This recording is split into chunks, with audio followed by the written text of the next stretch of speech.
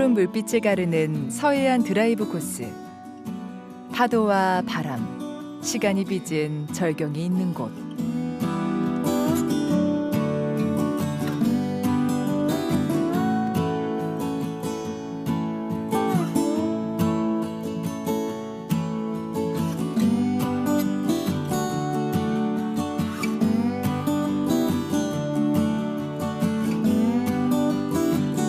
나라가 태평하고 백성이 안락하다는 국대 민안에서 비롯된 이름 해안. 그 이름에 실린 바람처럼 많은 이들에게 안식처가 되고 희망이 되어준 곳.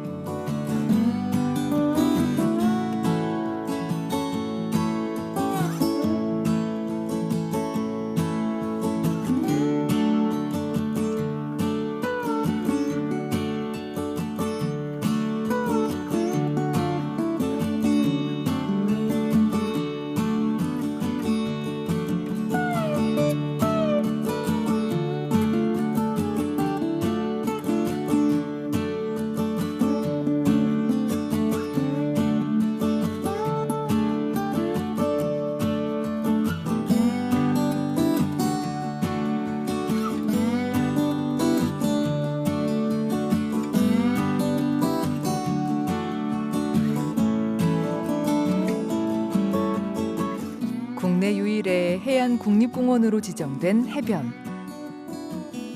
겨울의 낭만이 가득한 바다.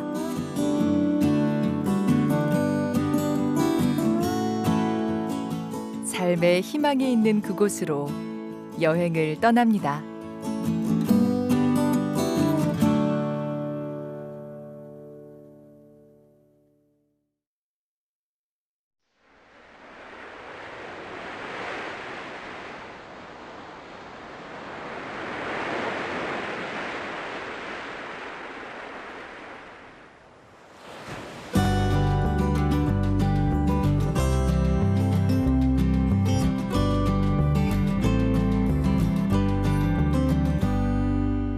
상록수가 우거진 천리포 수목원.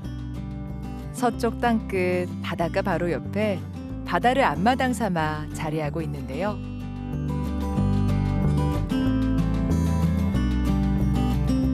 겨울에도 푸른 잎을 볼 수 있는 곳입니다. 이 길은 우리가 솔바람길이라고 이름을 지었거든. 네. 수목원에 산책길이 네. 9개 있습니다. 9개 중에 솔바람길인데 보시다시피 여기 해안반도 바닷가에 자라는 곰솔, 해삼. 아유, 나무에 참 이렇게 목도리를 해준 것처럼 예, 풍광이 참 좋으네요. 예. 네. 이번 겨울에 좀 젊은 사람들이 이걸 기획했는데 아주 뭐 좀 색다른 분위기를 좀 연출하려고. 네. 나무한테도 좋겠다는 생각이 들어요. 나무한테 좋습니다. 네, 보는 저희도 좋지만, 네네.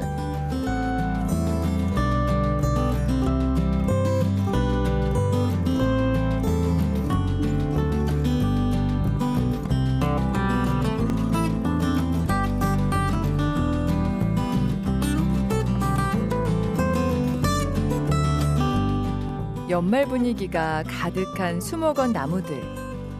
나무와 함께하는 포근한 겨울. 색다른 분위기에 수목원 산책길이 더욱 즐겁습니다.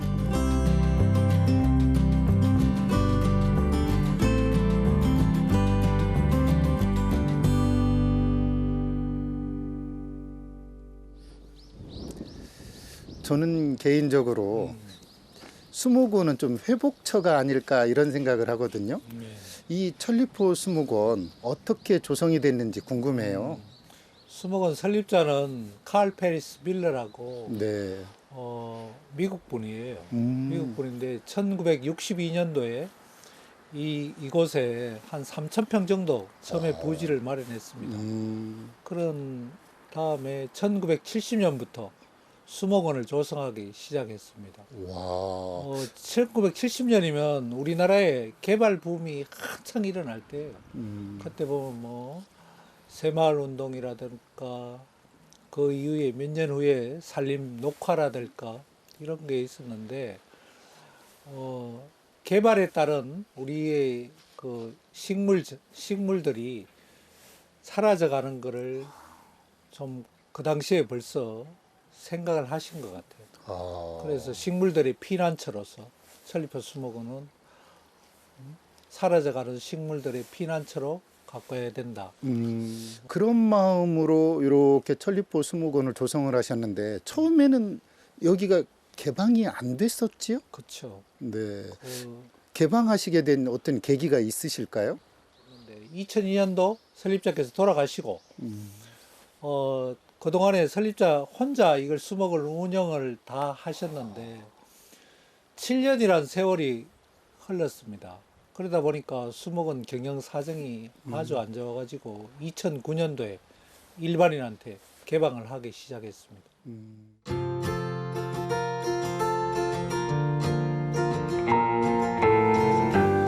한국인이 된 미국인 설립자 민병갈 박사는 미군 장교 출신으로 한국에 와 한국의 아름다움에 반해 한국인으로 귀화했는데요. 식생이 풍부한 한국 숲의 매력에 빠져 이곳을 직접 설립하고 가꿨다고 합니다.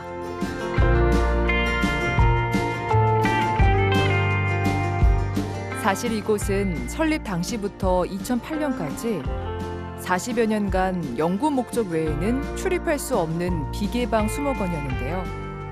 그만큼 정성껏 가꾸고 잘 보존된 공간입니다. 16,000여 종의 식물들이 자라고 있는 터전. 사라져가는 식물들의 피난처. 계절마다 다양하게 펼쳐지는 꽃과 나무.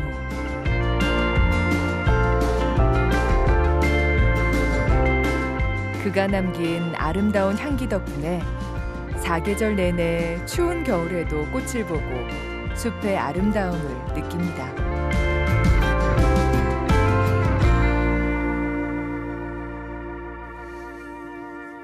아유, 이렇게 동백이 지금 한참 네. 예쁘게 폈네요. 네. 네. 이쪽에 수목원의 동백이 좀 독특한데 네. 동백 최북단에서 피는 동백이니까 색깔도 진하고 또 추위에도 강하고 아주 좋습니다. 겨울철에 이렇게 꽃이 아우 이렇게 환하게 볼 거라고는 생각 못 했거든요. 네. 네. 이곳 길이 어떤 곳일까요? 여기는 겨울 정원인데 네. 여기 지금 피어 있는 이 꽃은 가을 동백, 우리가 흔히 애기 동백 나무라고 네. 그렇게 불려지는데 일반 동백나무하고 다르게 보시다시피 여기 꽃잎이 한 개씩 떨어지잖아요. 그러니까 얘네들이 하나씩 네. 이렇게 똑똑. 천리포 수목원은 또 요런. 전 세계적으로 동백나무가 자랄 수 있는 최북단이에요. 그러다 보니까 꽃 색깔도 더 진하고 오. 그렇죠. 제가 봤던 동백은 이렇게 해서 요 끝에서 똑 떨어졌는데 얘들은 이렇게 잎이 하나씩 떨어지네요. 그렇죠. 아하. 일반 동백은 그런데 얘들은 잎이 한 개씩 떨어지니까. 이렇게 쌀쌀하고 춥고 몸이 움츠러드는 계절에 새소리 저렇게 나고 꽃 환하게 있는 정원길을 걷는다는 거 저 웃어지는데. 그렇죠. 네. 지금부터 내년 4월 중순까지 꽃이 핍니다. 네.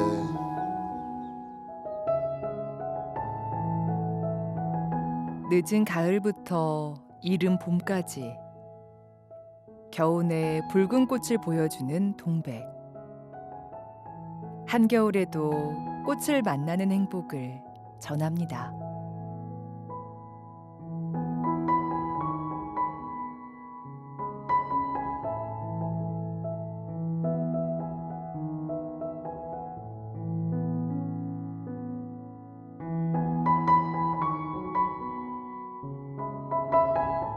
바다를 옆에 두고 걷는 숲길. 아름다운 숲과 바다가 만나 그 감동은 배가 됩니다. 그래서 누군가는 이 바닷가 수목원을 서해안의 푸른 보석이라고 부르기도 하는데요.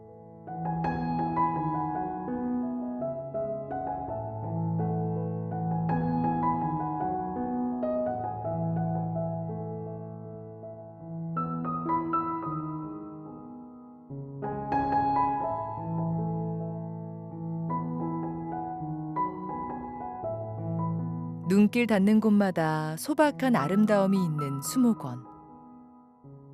계절을 잊은 듯한 식물들. 생명이 움트는 이곳에서 새로운 내일에 대한 희망을 이야기합니다.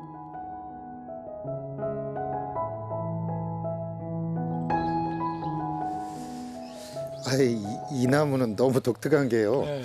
웃음을 이렇게 매달아 놓은 것 같아요. 되게 차가운 계절에 만나는 웃음 같은 꽃이네요. 뭘까요?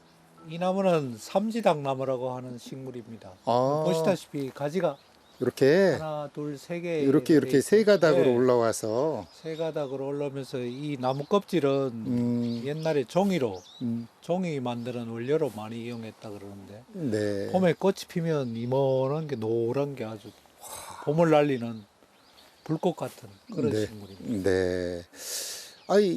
제가 이렇게 돌아보면서 느낀 건 여기에 정성을 굉장히 많이 좀 쏟았다 이런 느낌이 들거든요. 네.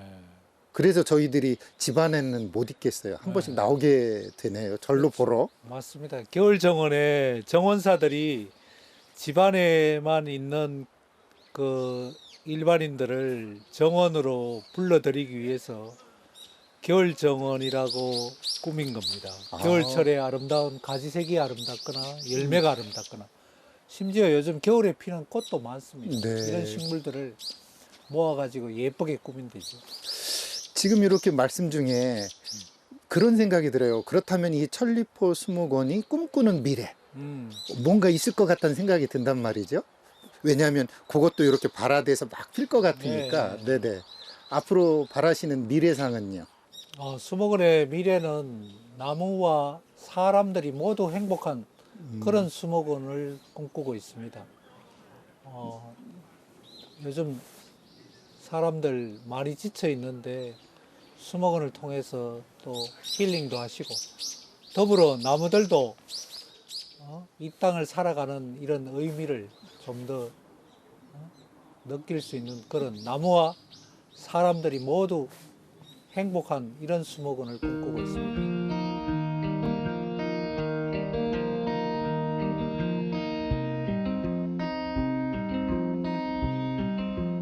식물과 사람 모두가 행복한 공간.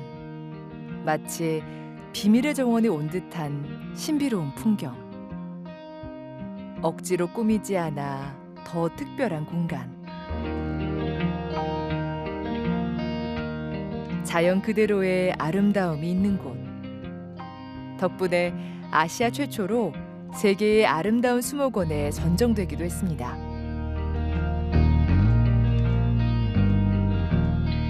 자연 그대로의 식생이 살아있는 풍경. 이 겨울 아름다운 수목원에서 따스하게 붉게 자연에 물들어 갑니다.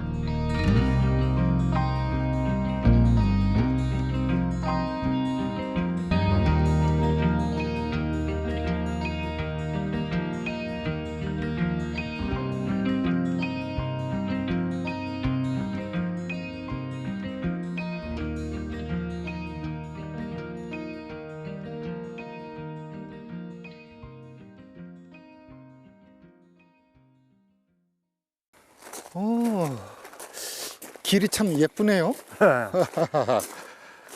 우리 마을 3분불이 있는 네. 보호각. 아하. 저기 원래는 보호각이 없었어요. 그렇죠. 마에. 1995년도에 네. 저거를 다시 보수하면서 그 보호각을 이제. 지었죠. 네.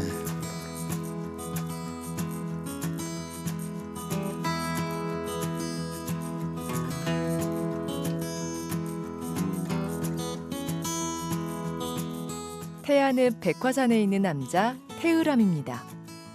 200m 남짓 그리 높지 않지만 태안 읍내를 조망할 수 있는 곳인데요. 이 작은 남자가 유명한 이유는 바로 이 보호각 안에 있는 불상 때문입니다.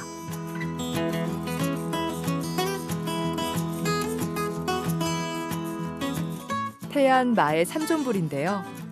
희미하게 남아있는 모습이 얼마나 오래 이 자리를 지키고 있었는지 그 긴 이야기를 전해주는 듯합니다. 제가 이 입상을 좀 보다가 네. 좀 궁금한 게 생겼어요. 네.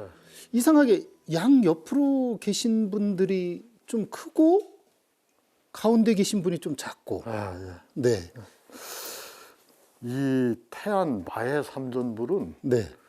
우리나라 최초의 마해 삼전불입니다. 최초로 만들어진. 그래서 국보 307호인데 네. 지금으로부터 1500년 전인 백제 시대에 만들어진 작품이에요.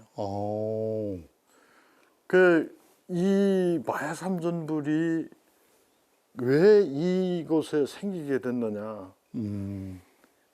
우리가 1500년 전에 백제 시대에 백제라는 나라가 한강 유역을 다 상실한 후에 우리 태안이 교역의 중심지로 떠올랐어요. 우리 태안 안흥항에서.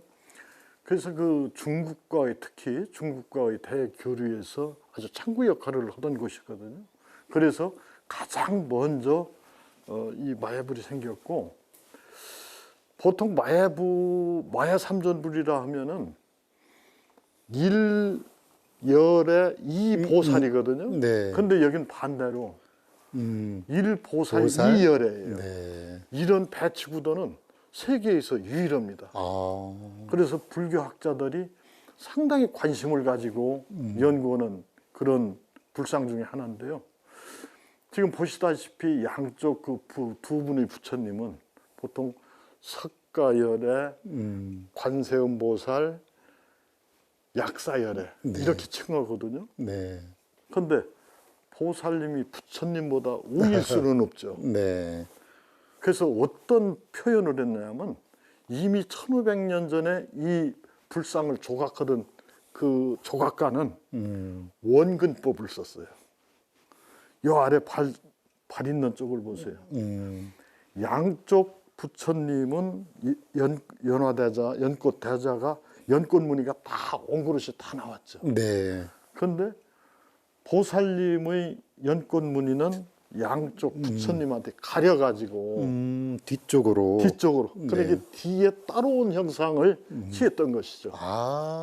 그런 의미가 있는 아주 중요한 작품이고 원래 보물로 관리해왔다가 1995년도 이 발굴공사, 그 전에는 요 한 하부 1m 정도는 흙으로 가려져 있었어요. 그래서 1995년도에 이 하부를 발굴함으로써 연꽃대자, 연꽃무늬를 발견을 했거든요. 이걸 보고 아, 이거 백제 시대 최고 오래된 작품이다.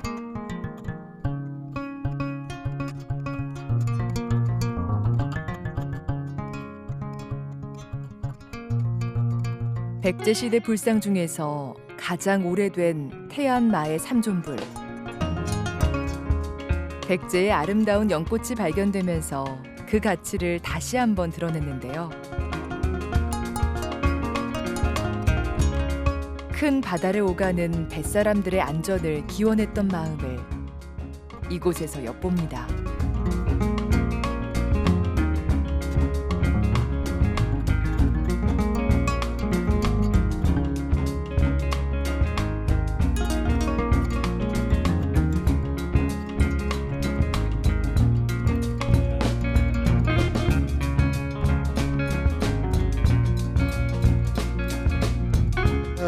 이런 오솔길 걷는 것도 참 좋죠. 네, 더군다나 소나무가 이렇게 눈맛을 이렇게 주니까 네, 아주 경쾌하고 상쾌한데요. 네. 네. 마해 삼존불이 있는 백화산은 태안반도의 한복판에 자리 잡고 있는데요. 그리 높지 않은 산이지만 서해가 한눈에 들어옵니다.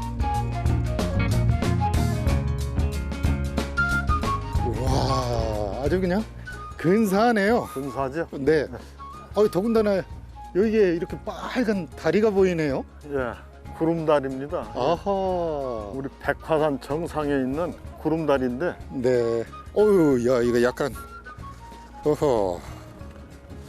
이게 길이가 73m고 요 해발 250m에 이 설치된 다리죠. 네.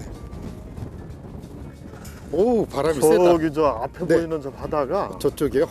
가로리만이라고. 가로리만 바다와 이쪽은 천수만. 아, 더군다나 또 이렇게 나무들하고 이쪽이 아주 멋지네요. 예.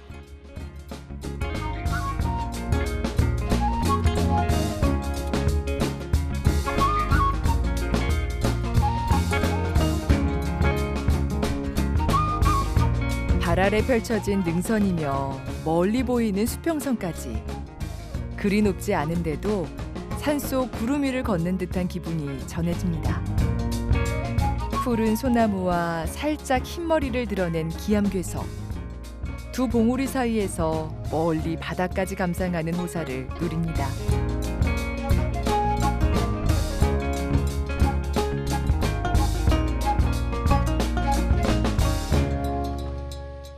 와, 굉장히 시야가 확 트여서 예. 아우, 뭐 그야말로 그냥 세상을 좁게 살았나 싶을 만큼 넓게 보이네요. 저쪽은 가로리만이고, 이거, 네. 이 풍치가 워낙 경관이 좋죠. 그러니까요. 작은 너는 서산시 팔봉산이 보이고 아주 네. 경치가 좋습니다. 네. 더군다나 이게 바람이 불어서 그러니까 또 출렁출렁도 하고 예. 옷도 막 날리고 뭐 그러네요. 이 구름다리가 네. 그 해발 250m에 설치된 건데 그렇군요. 양쪽 봉봉대라고 저쪽 봉봉대 이쪽 봉봉대끼리 연결은 73m 구간이거든요. 우와. 이것 때문에 이곳이 좀 많은 분들이 찾겠어요. 아주 그 명소로 관광 명소로 부각이 돼서 네. 엄청난 인원이 찾고 있습니다. 네.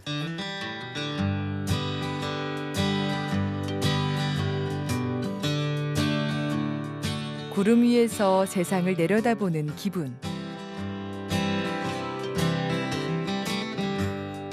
2023년 3월에 개통한 이후 3개월 동안 10만 명이 다녀갈 정도로 태안의 인기 관광지로 떠올랐다고 하는데요.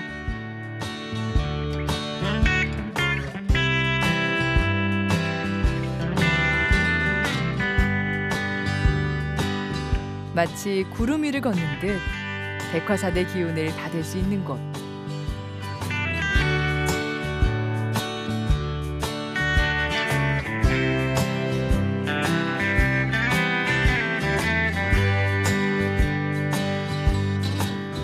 그림처럼 펼쳐지는 가로림만과 백화산 자락.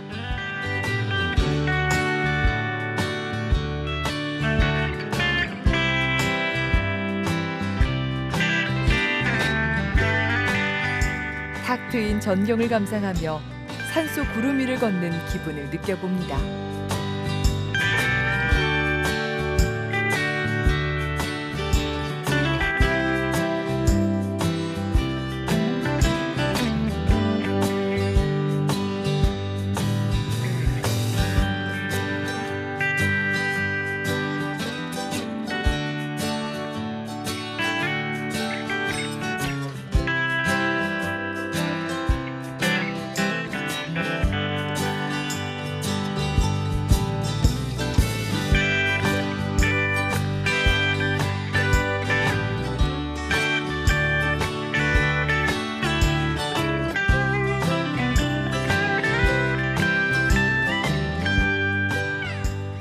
풍동, 수지동, 교승, 경관승.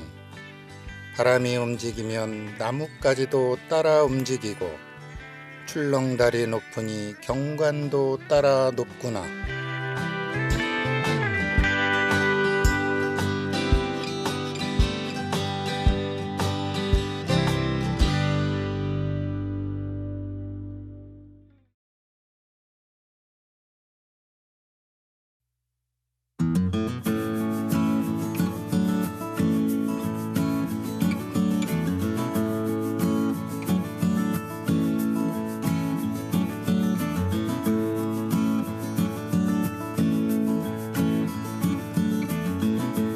이름만 들어도 왠지 마음 놓이는 이름.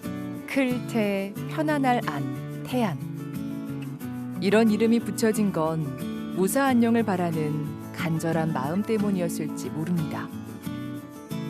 이곳 태안 앞바다는 예로부터 물살이 빠르고 험하기로 유명했다는데요.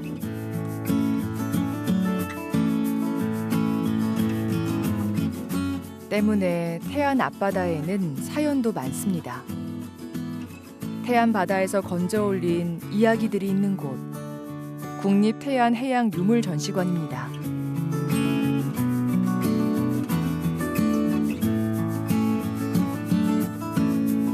어우, 배가 엄청 크네요. 생각보다 작을 줄 알았는데. 그렇죠. 네. 네, 아무래도 화물선이다 보니까 아. 안에 규모도 꽤 되고. 네, 실제로 돛대도 엄청 큰데요. 그렇죠.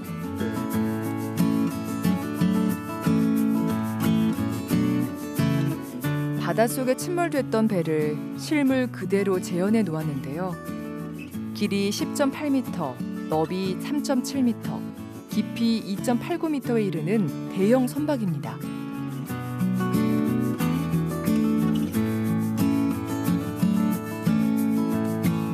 (1208년) 전라도에서 개성으로 가던 화물선이라고 합니다.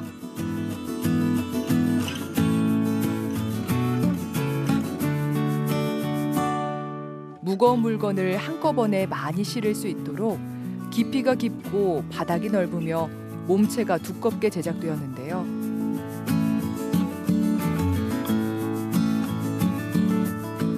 갑판 아래 모든 공간에는 도자기며 곡물, 지역 특산물이 빼곡하게 실려 있지 않았을까 생각됩니다. 뒤로 배도 보이고 이 공간은 무엇을 전시하는 공간일까요? 저희 국립태안해양유물전시관은 문화재청 국립해양문화재연구소 소속의 태안에 위치한 해양유물 전문 전시관입니다. 국내 유일의 수중문화유산 발굴기관인 국립해양문화재연구소가 지금까지 발굴했던 여러 가지 수중문화유산과 해양문화유산을 이곳에서 전시하고 있습니다. 이곳 태안, 이곳에 해양유물 전시관이 들어선 이유는 뭘까요? 왜냐하면 배 하면 왠지 저 남도 쪽 넓은 바다만 생각이 드는데. 국립해양문화재연구소 소속의 전시관은 목포와 태안 두 군데에 위치를 하고 있는데요. 지금 말씀하신 것처럼 처음에 생긴 건 목포에 있는 전시관이 먼저 생겼습니다. 그런데 2008년이 되면 태안 앞바다에서 태안선이라고 하는 고선박이 발굴이 되면서 이후에 서해 중부해역, 경기도와 충청도에서 여러 가지 고선박들이 발굴이 되기 시작합니다. 그래서 태안 앞바다에서만 총 5척의 고선박이 지금까지 발굴이 되었고요. 그래서 다른 곳에서도 많은 수중 발굴이 이루어졌지만 집중적으로 수중 발굴이 이루어진 바로 이곳 태안에서 전시관이 생기게 된 겁니다. 그렇다고 그러면 궁금증이 하나 더 유발이 돼요. 왜 그 많은 우리 바닷길이 있잖아요. 그중에 이 태안에 그런 좀 이렇게 유실된 배들이나 어떤 유물을 건져낼 수 있는 그런 많은 것들이 나오는 이유가 뭘까요?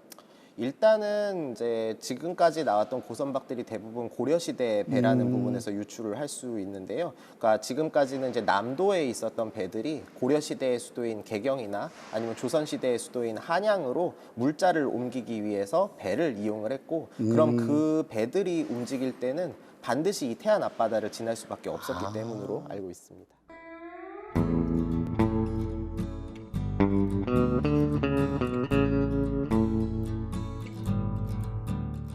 예로부터 화물선, 사신선, 조운선 같은 다양한 선박들이 다니는 중요한 길목이었던 태안.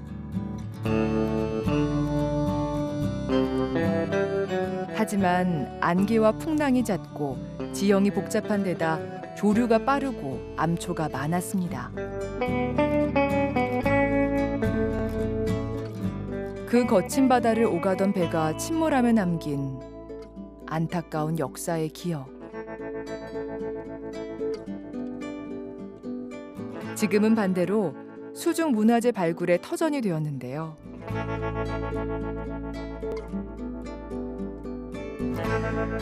깊은 바닷속에 긴 세월 숨죽이며 기다려온 시간만큼 수많은 이야기를 우리에게 들려줍니다.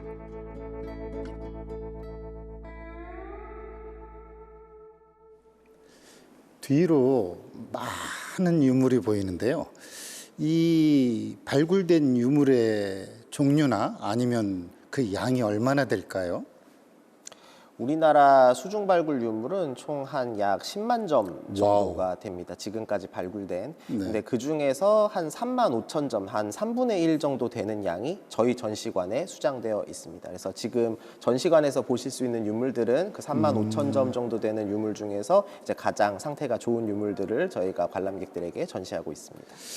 지금으로 말하면 이게 물류가 이동한 거잖아요. 그 밑에 지방에서 수도 쪽으로, 그렇다고 그러면 좋은 물건들이 이동됐을 것 같은데요. 맞습니다. 특히 지금 보시는 유물들은 대부분 다 상품용으로 올라가던 유물들이기 때문에 상태가 굉장히 좋은 거를 보실 수가 있고요. 특히 처음으로 발굴되었던 태안선 같은 경우에는 이제 2008년에 발굴이 됐었는데 그 강진에서 출발해서 고려시대의 수도인 개경으로 가던 청자 운반선이어서 거기에서만 한 2만 점 정도 되는 유물들이 전부 청자로, 고려시대의 와우. 청자로 발굴이 됐습니다. 그렇다 그러면 저희들이 이 전시장에서 좀 유심히 좀 보거나 아니면 또 귀한 유물이 있다면 어떤 게 있을까요? 저희 전시관에서 지금 수장하고 있는 유물들은 대부분 토기류의 유물들인데요. 근데 함께 나온 유물들 중에서는 목간, 이제 나중에 테마전이나 이런 곳에서도 보실 수 있겠지만 그 목간이 굉장히 중요하다고 말씀을 드릴 수가 있습니다. 그 중요하다는 이유는 요즘 택배로 보면 운송장처럼 뭐 그런 역할을 했던 건가요? 이미 잘 알고 계신 것 같은데요. 네. 그 보통 목간에는 지금 방금 말씀하신 대로 이 유물이 누구한테로 가는지, 그리고 이 유물에 뭐가 담겨져 있는지, 어디에서 출발했는지, 뭐 이런 내용들이 정보가 적혀져 있어서 그 유물의 역사적인 부분들을 알 수 있는 정보를 제공한다고 할 수 있습니다. 그렇게 어디로 무슨 내용까지 이렇게 되어 있는 것들이 온전히 발굴될 수 있었던 이유, 그것도 태안 앞바다에서, 그런 이유가 뭘까요? 잘 짚어주셨는데요. 그런 것들은 전부 서해에 있는 갯벌 때문이라고 말씀을 드릴 수가 있을 것 같습니다. 갯벌에 묻힌 유물들은 심지어 목간 같은 경우에는 그 위에 적혀있는 먹도 날아가지 않은 채 갯벌 속에서 잘 보존이 될 수 있어서 만약에 갯벌이 없었다면 저희가 이렇게 많은 유물들을 직접 만나볼 수 없었을지도 모르겠다는 말씀 드리고 싶습니다.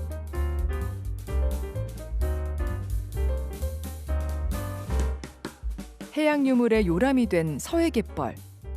갯벌의 흙은 입자가 고와서 공기가 침투하지 못한다고 합니다.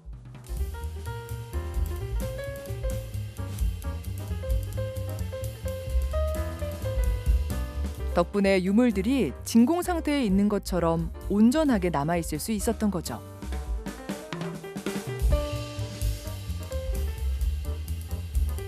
바닷속에 숨겨진 타임캡슐을 찾는 수중 발굴.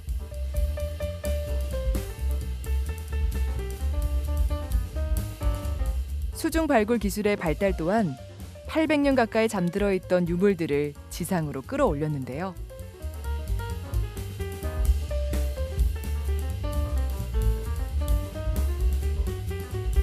앞으로 또 바닷속 어떤 이야기를 들을 수 있게 될지 기대가 됩니다. 지금 요 옆에 보이는 유물이 혹시 제가 알고 있는 매병 맞나요? 네, 정확히 잘 알고 계십니다. 지금 보시는 거는 고려시대 청자 유물로 매병이라고 얘기합니다. 그런데 형태나 뭐 이런 거는 다른 전시장에서도 보고 그래서 그렇게 귀할 것 같진 않은데 이게 여기에서 이렇게 귀한 대접받는 이유가 뭘까요? 사실 보시는 것처럼 이제 상태도 굉장히 온전하고 형태적으로도 굉장히 아름답지만 사실 이 매병이 보물로 지정이 될 수 있었던 가장 결정적인 역할을 한 건 네. 옆에 보이는 이 죽찰의 존재 때문입니다. 아니 죽찰이 뭐 조만한 대나무 나무 조각 같은데 왜 그렇게 귀한 대접을 받을까요? 사실은 이 매병만 놓고 봤을 때는 이제 형태적인 아름다움을 보게 된다면 옆에 보이시는 이 죽찰은 이 매병의 역사적인 성격을 같이 보여주는 그런 중요한 유물이라고 할 수가 있습니다. 지금 이 앞에는 중방도장교 오문부라고 해서 이 매병이 가야 되는 사람의 이름이 적혀져 있고요. 지금 뒤편에는 이 매병 안에 참기름이 가득 차서 이 참기름을 그 중방도장교 오문부라는 사람에게 보낸다라는 내용이 들어있어서 이 유물이 이 도장교 오문부라는 사람한테로 가고 이 안에는 참기름이 존재했었고 라는 등등의 이 매병의 정보를 역사적인 성격을 알려주는 그런 유물이라고 할 수가 있습니다.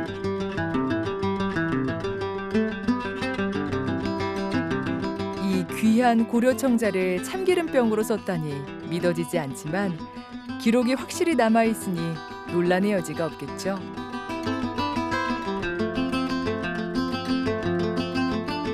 바다빛을 머금은 푸른 매병. 용도와 받을 사람의 정보 등이 자세히 적혀있는 대나무 조각 덕분에 이렇게 가치가 더해집니다. 바닷속 문화유산을 발굴, 보존하는 일. 바다를 통해 더 넓은 세상과 만나고자 했던 치열한 삶의 이야기. 우리에게 남겨진 소중하고 찬란한 유산을 만납니다.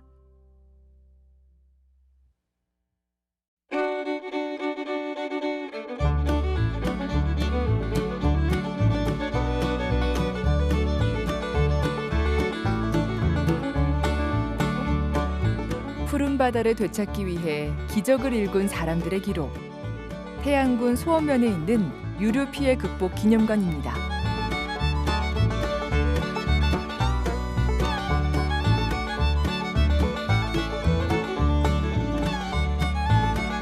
(123만 명) 자원봉사자가 살린 태안의 바다. 16년이 지난 지금도 태안의 기적으로 기억되고 있습니다.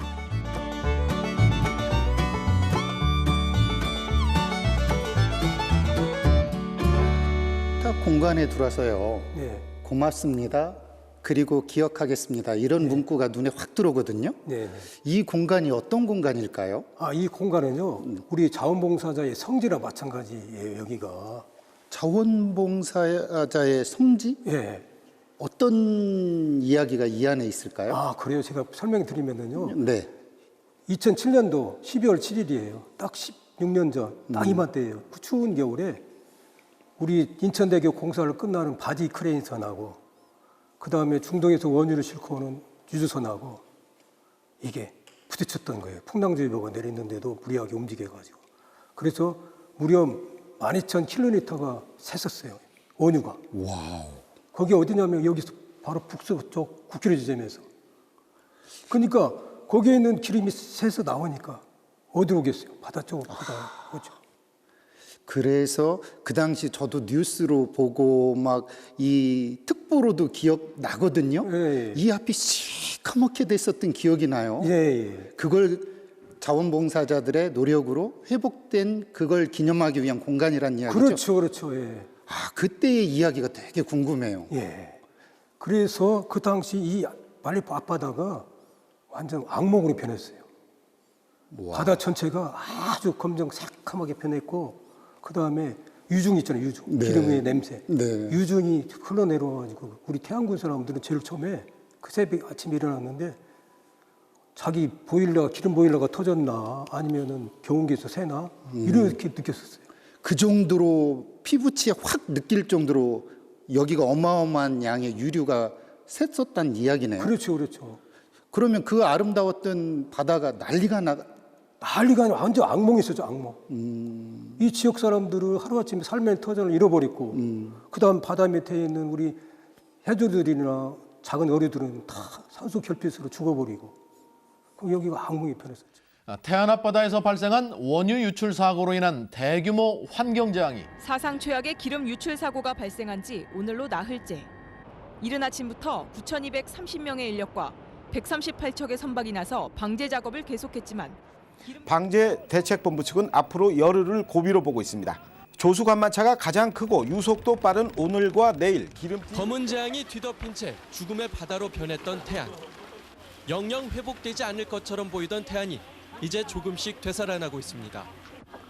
사고 이후 하루도 빼놓지 않고 이어진 자원봉사자들의 발걸음이 가져다준 성과입니다.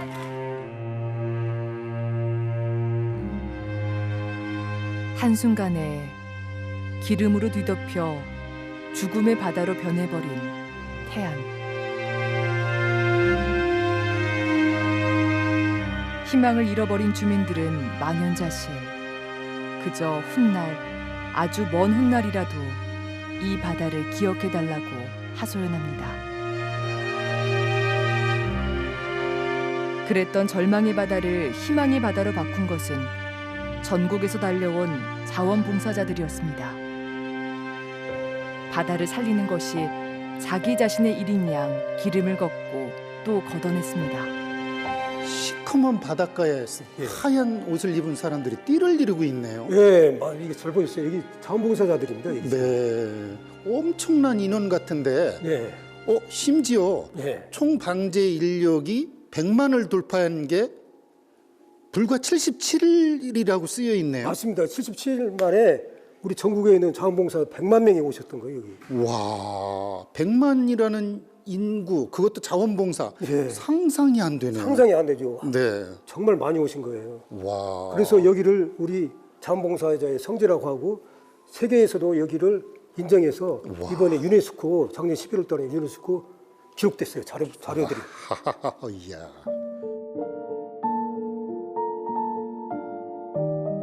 어떻게 이런 일이 또 있을 수 있을까요? 이 많은 사람이 한마음으로 힘을 모으는 일이 말이죠. 바다를 살려야 한다는 절박함 하나로 태안에 달려온 사람들의 기록. 유네스코 세계 기록유산에 등재될 정도로 경이로운 일이었는데요. 유난히 절벽이 많은 태안 바닷가. 가파른 절벽마다 사람들이 매달려 일일이 기름을 닦아냈습니다. 검은 기름을 이겨낸 사람들. 123만 자원봉사자들이 이뤄낸 기적은 두고두고 기억될 것입니다.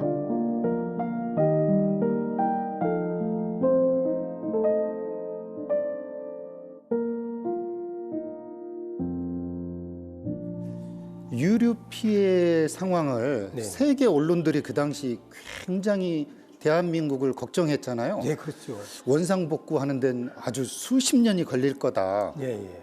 그랬는데 태안이 지금 너무 깨끗해요. 맞습니다. 그 원상으로 어느 정도 복구됐다는 걸 어떻게 확인할 수 있을까요?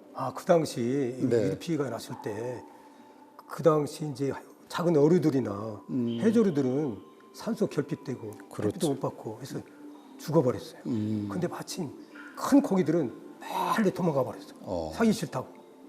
근데 그 친구들이 10년 만에 딱 돌아왔어요. 와. 이 앞바다요. 그러면 그 대표적인 어종이 뭐가 있을까요? 질문 잘하셨네. 삼갱이라고. 삼갱이. 예, 우리나라 토종 돌고래가 있어요.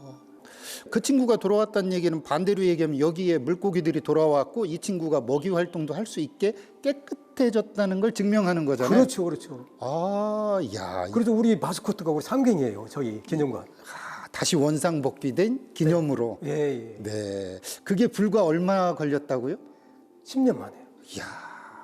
이게 많은 학자들이 몇십 년이 걸릴지 몇백 년이 걸릴지 모른다고 했었는데 그 당시 우리 123만 명 자원봉사자들이 오셔가지고 그 추운 겨울에 이 추운 겨울에 갯바위부터 조약돌까지 다 닦았어요. 그게 요맘때잖아요. 딱 이맘때 12월 7일 날이니까. 저 이렇게 단단하게 입고 왔는데 예. 그 정말 그렇게 해서 바닷가 찬바람을 다 손으로. 그렇죠. 그런 노력들이 다시 원상복구 돌리는데 일조를 한 거군요. 그러면요. 네. 세계적으로 이런 일은 없어요. 네. 그래서 우리가 작년 11월 달에 유네스코도 등재됐잖아요. 이 22만건 자료들이. 유례 없는 우리 국민들의 참여와 원상복귀에 빠른 네. 이런 일들이요. 그렇죠.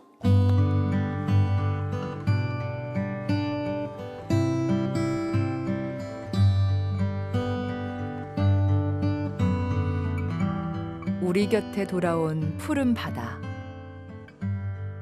예전처럼 서해를 즐기기 위해 사람들이 찾아오고 다시 인기 있는 여름 피서지가 됐습니다.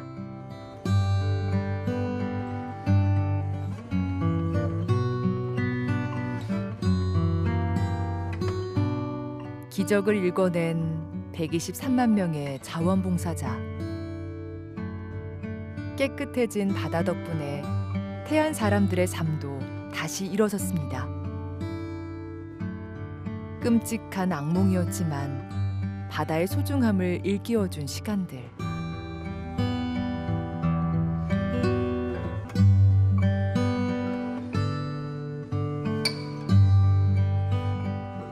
이제 123만 명, 한 명 한 명, 그 고마운 이름을 기억합니다.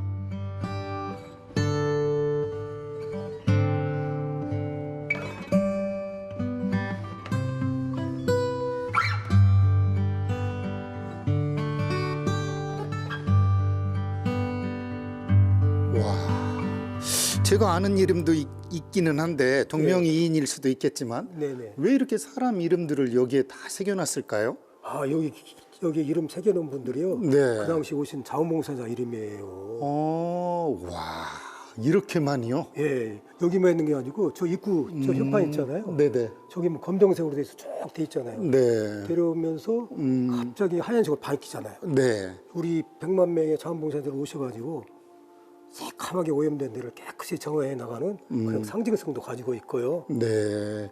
아니 저도 또 희한한 게 이렇게 비어 있는 공간도 있어요. 예, 잘 보셨어요. 이 비어 있는 데는 네. 그 당시 자원봉사 오셨는데 등록도 안 하시고 그냥 오셨던 분들 마음을 새겨서 넣어놨어요. 자기들의 선행은 어쨌든 안 적고 가신 분들. 예. 아이고야, 여기 지나갈 때 괜히 좀 이 앞에 돌 하나도 함부로 못 보겠지만 여기에 새겨진 분들의 이름 또한 함부로 그냥 쑥 지나칠 일은 아니네요. 그렇습니다. 허허. 그래서 그때 그 당시 오신 분들 우리들의 마음을 담아서 이 넓은 공간에다 넣어놨습니다. 지금. 네.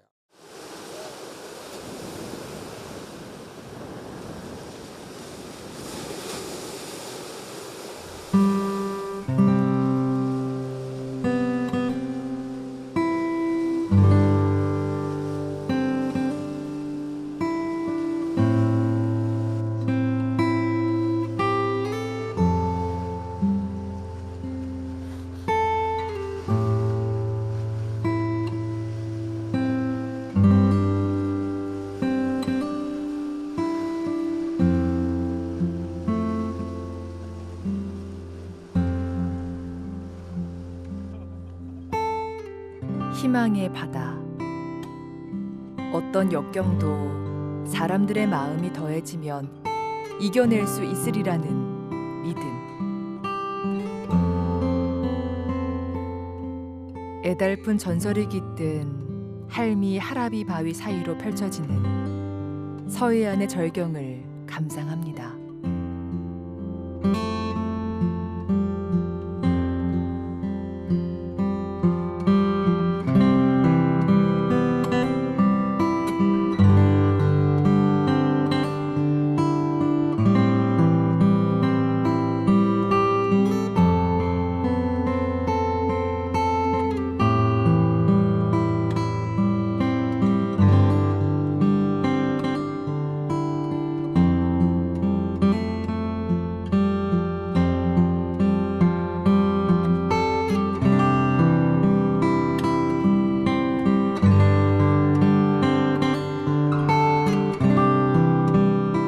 시간이 빚은 기적, 사람이 빚은 기적이 있는 곳, 태안.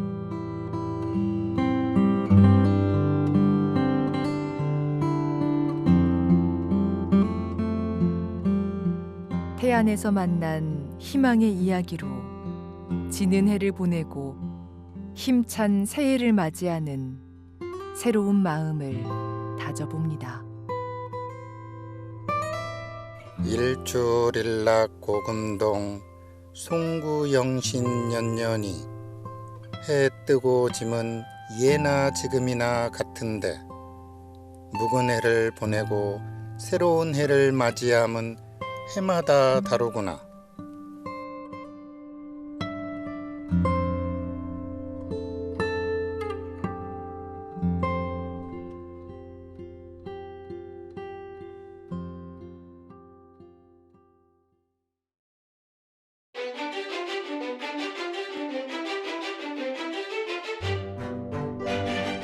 서쪽 땅끝 해안선 따라 아름다운 경관이 이어지는 곳. 겨울에도 붉은 꽃을 볼 수 있는 희망의 땅.